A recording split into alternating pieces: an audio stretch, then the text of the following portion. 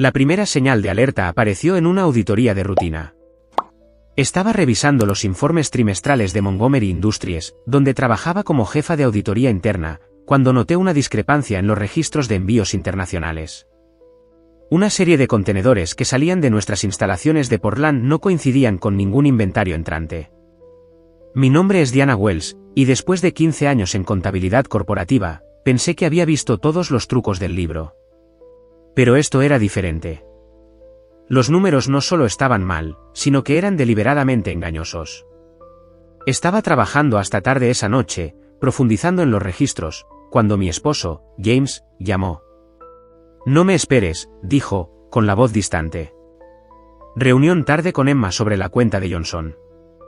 Emma, su nueva secretaria, de 26 años, recién salida de la escuela de negocios y completamente dedicada a su trabajo, o eso decía James. Emití un sonido evasivo y colgué, volviendo a mis hojas de cálculo. En estos días, encontraba más consuelo en los números que en mi matrimonio. Las discrepancias en los envíos me llevaban por caminos sin salida. Cada contenedor tenía la documentación adecuada, pero el contenido nunca parecía llegar a ninguna parte. Era como si los envíos fueran fantasmas, que existían solo en papel. Estaba tan absorta en mi trabajo que casi me perdí la siguiente señal de alerta, una serie de transferencias electrónicas a una empresa fantasma en las Islas Caimán. Pequeñas cantidades, nada que activar alertas automáticas, pero constantes, como un reloj.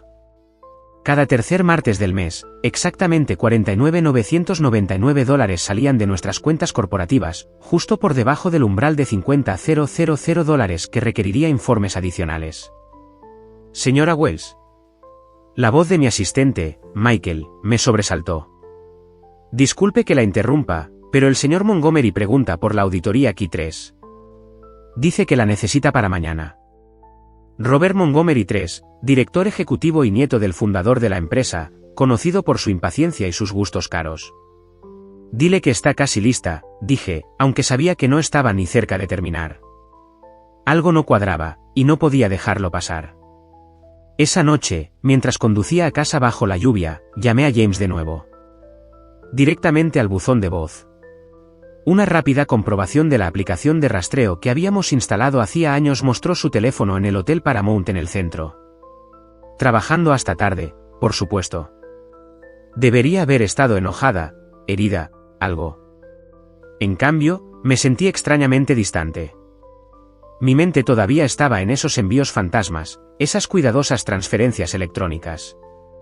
Necesitaba concentrarme en eso, no en mi matrimonio que se desmoronaba. La casa estaba a oscuras cuando llegué. Me dirigí a mi oficina en casa, extendiendo los archivos sobre mi escritorio. Cuanto más investigaba, más patrones emergían. Los registros de envíos, las transferencias electrónicas, todos estaban conectados a una empresa subsidiaria, Global Solutions Trading, LLC, una empresa que, por lo que pude ver, en realidad no existía. Mi teléfono vibró. Un mensaje de texto de James, trabajando hasta tarde. No me esperes. Adjunto había una foto de recipientes de comida para llevar en el escritorio de su oficina, cuidadosamente colocados para mostrar que estaba trabajando. Pero pude ver el bolso de diseñador de Emma en el fondo, colocado casualmente en su sofá. Casi me reí. Pensaba que estaba siendo tan inteligente, tan cuidadoso. Al igual que estos registros financieros frente a mí, todo dispuesto para contar una historia que no era del todo cierta. A la mañana siguiente, llegué temprano a la oficina. Necesitaba acceder a registros que no estaban en el sistema digital, archivos antiguos en papel de antes del impulso de modernización de la empresa. Los archivos estaban en el sótano, polvorientos y olvidados, pero podrían contener la clave para comprender lo que estaba viendo. Estaba hasta los codos en libros de contabilidad antiguos cuando escuché pasos. El mismísimo Robert Montgomery, que parecía fuera de lugar con su traje a medida entre los estantes polvorientos. Diane, dijo, forzando una sonrisa. Qué dedicada, ¿no? La auditoría actual está en tu escritorio, ¿verdad? Solo estoy siendo minuciosa, respondí, manteniendo la voz neutral. Algunas discrepancias en la división de envíos internacionales. Nada importante, estoy segura. Su sonrisa se tensó ligeramente.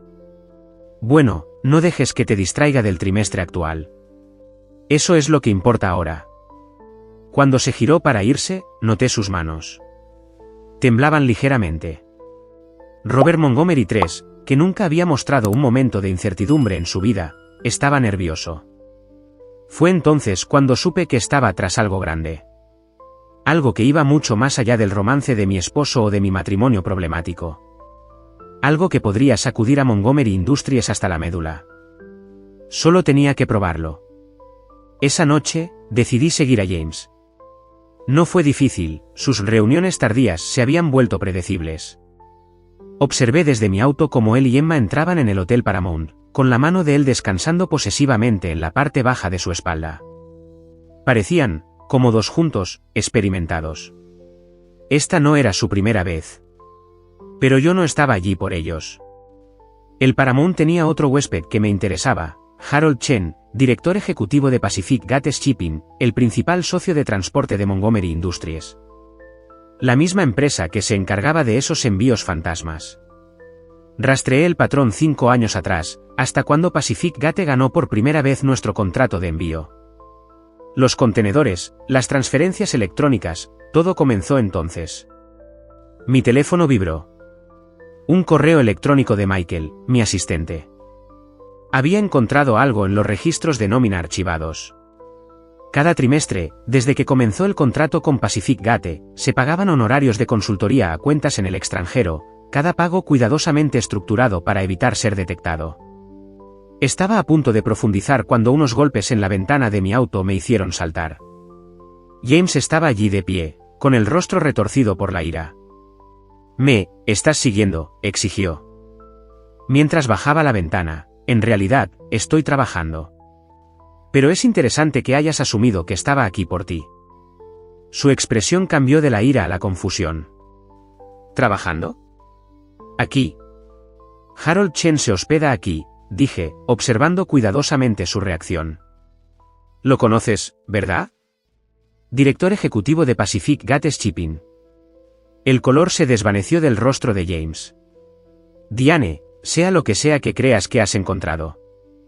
Lo que he encontrado, lo interrumpí, es un patrón de envíos sospechosos y transferencias electrónicas que se remonta a 5 años atrás. Lo que no sé todavía es cuán profundo es, o quién más está involucrado.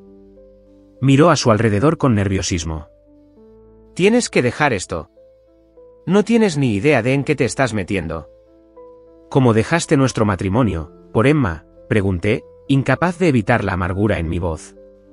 Esto no se trata de Emma, siseó. Se trata de tu obsesión con esos malditos archivos. Vas a salir lastimada. ¿Era una amenaza o una advertencia? Antes de que pudiera preguntar, Emma apareció detrás de él, con el rostro enrojecido por la vergüenza. James, dijo en voz baja. ¿Todo bien? Se enderezó, recomponiéndose. Bien.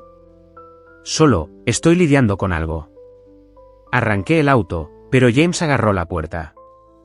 Diane, por favor, deja esto. Por tu propio bien. Lo miré a los ojos. ¿Sabes qué es lo interesante de los números, James? Que no mienten. La gente sí. Mientras me alejaba, capté su reflejo en mi espejo retrovisor. Ya estaba hablando por teléfono, probablemente advirtiendo a alguien sobre nuestra conversación. De vuelta en casa, cifré todo lo que había encontrado y envié copias a servidores seguros. Si la reacción de James era un indicio, ya no estaba persiguiendo irregularidades contables. Esto era algo más grande, algo peligroso. A la mañana siguiente, Robert Montgomery me esperaba en mi oficina. Diane, dijo, con su confianza habitual de vuelta. Me temo que tenemos que despedirte. Lo había esperado. ¿Con qué fundamento? Acceso no autorizado a registros confidenciales. Acoso a socios comerciales. Deslizó un documento sobre mi escritorio. Firma este acuerdo de confidencialidad y recibirás 6 meses de indemnización. Cogí el papel, fingiendo leerlo. ¿Y si no lo hago? Su sonrisa se volvió fría. Entonces las cosas se vuelven desagradables para todos los involucrados. Pensé en la advertencia de James, en esos envíos fantasmas, en Harold Chen en el Paramount. Necesitaré tiempo para revisar esto con mi abogado, dije. 24 horas, respondió Montgomery. Después de eso, la oferta caduca. Un guardia de seguridad me escoltó hasta la salida. Pasé por el escritorio de Emma. No pudo mirarme a los ojos. James estaba parado en la puerta de su oficina, observando en silencio mientras me iba. Pensaron que habían ganado, que tomaría el dinero y desaparecería. No tenían ni idea de lo que ya había puesto en marcha. Entré en la oficina local del FBI exactamente a las 9 de la mañana siguiente.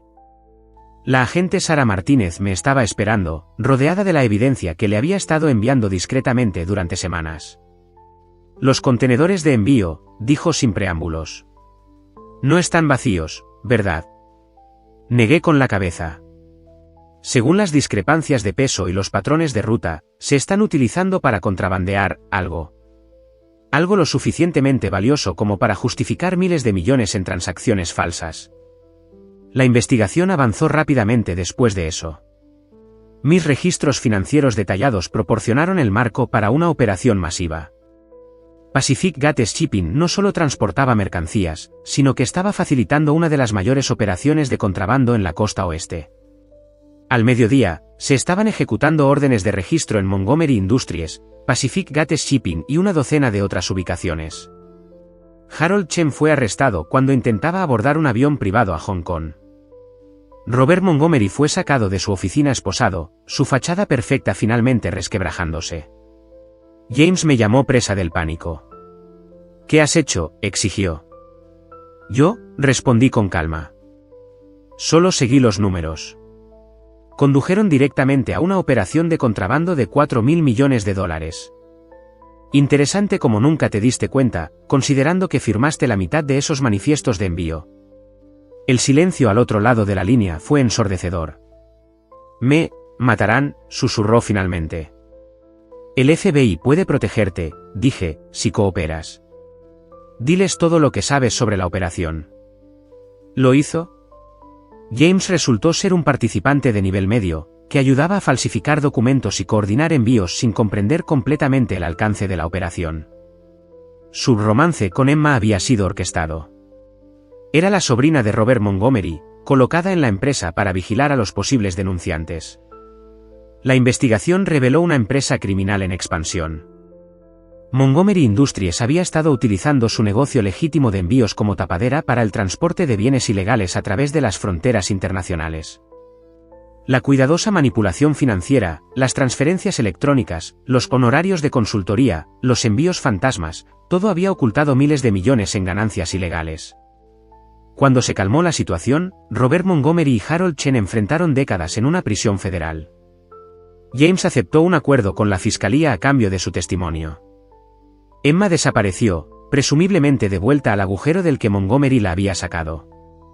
Testifiqué ante un gran jurado, exponiendo la compleja red de fraude financiero que había ocultado la operación de contrabando.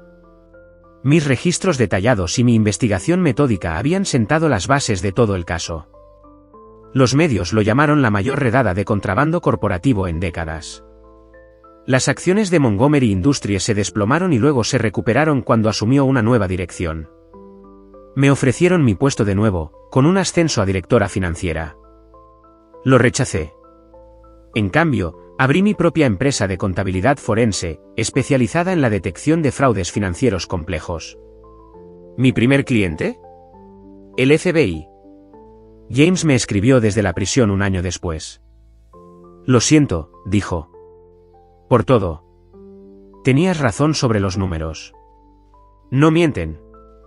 La gente sí. No respondí. Algunas mentiras no merecen perdón.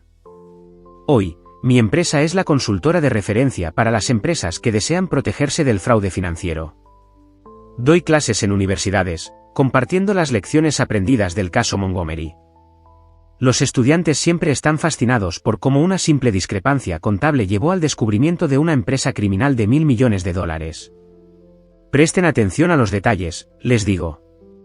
Los números cuentan historias. Solo hay que saber leerlos. A veces, pienso en James, en la vida que teníamos antes de que todo se desmoronara. En cómo su traición me llevó a descubrir algo mucho más grande que nuestro matrimonio fallido. en cómo su intento de ocultar su romance me empujó a mirar más de cerca los números que no cuadraban. Al final, no se trataba de venganza, ni siquiera de justicia. Se trataba de la verdad. La que vive en hojas de cálculo y libros de contabilidad, en transferencias electrónicas y manifiestos de envío. La que no se puede ocultar, por muy inteligentes que sean las mentiras que la rodean. Porque eso es lo que pasa con los números, siempre dicen la verdad, incluso cuando todos los demás mienten.